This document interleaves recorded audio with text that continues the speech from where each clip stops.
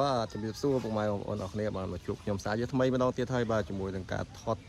នៅដំរីបាទពីអ្នកគេនេះគឺក្មេងតូចតលំផាត់ហេតុណាមអញ្ចឹងចាំខ្ញុំថតសកម្មភាពដល់អ្នកជូនបងប្អូនទស្សនាបាទតោះយើងទៅតាមដានសកម្មភាពដល់គ្នាបាទនេះគឺជាសកម្មភាពរបស់ក្មេងតូចទាំងពីរដូចបងប្អូនឃើញអញ្ចឹងខ្ញុំថតពីក្រៅទ្រូងទៅបាទហើយនោះដែរបាទខ្ញុំគាត់មកលេងគាត់មកថតលេងជាមួយក្មេងតូចទាំងពីរនៅឯសួនសត្វភ្នំតាម៉ៅមានក្មេងៗតូចៗជាច្រើនបាទតែគាត់មកសានហើយគាត់មកលេងជាមួយនឹងលំផាត់នឹងចំណាព្រោះគាត់ទឹក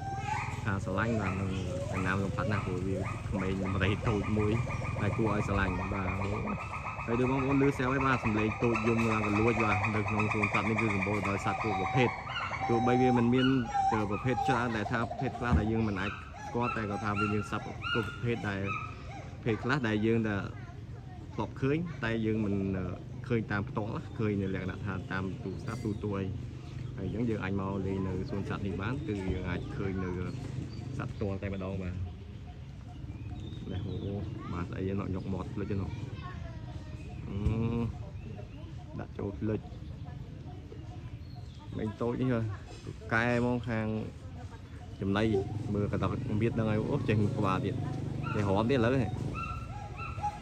វាចេះរំចេះអរគុណណាឥឡូវបងប្អូនចេះងីងើទៀតវិញពេលបងប្អូនឃើញស្រាប់វិញងីងើ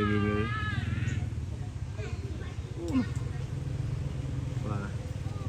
វាវាក់ថតតិចបាទដោយសារវានៅឆ្ងាយពីទ្រង់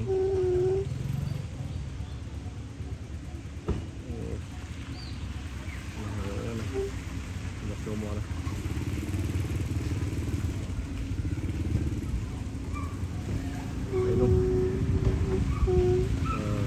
ចំណាំនោះបាំងតាមជើងនេះជាបងប្អូននេះ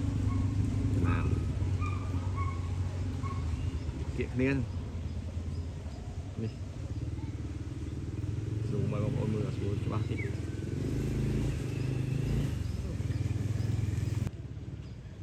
្ញុំថតពីយ៉ាងថ្ងៃនេះវាស្រួលងាយមើលស្រួលទៅបីវាមិនសូវច្បាស់តែអញមើលស្រួលវាអត់សូវបាំងធំអីចឹងព្រោះខ្ញុំថតគៀកមែនតើអាហ្នឹងវាបាច់អាចបាំងទ្រង់បាញ់ចូលក្នុងបាត់ហើយនៅខាងនេះនៅឡើយនេះពងទឹកតោងអូបាត់ជាងតូចទៀតបាទអញ្ចឹងសកម្មភាពរបស់ក្មេងតូចទាំងពីរនេះរៀងខ្លីតិចដោយសារខាងនោះចូលទ្រង់បាត់ហើយខាងនេះនៅតែខាងនេះមួយពងតូច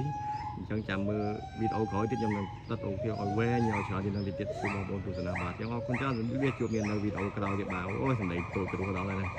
បាយបាយ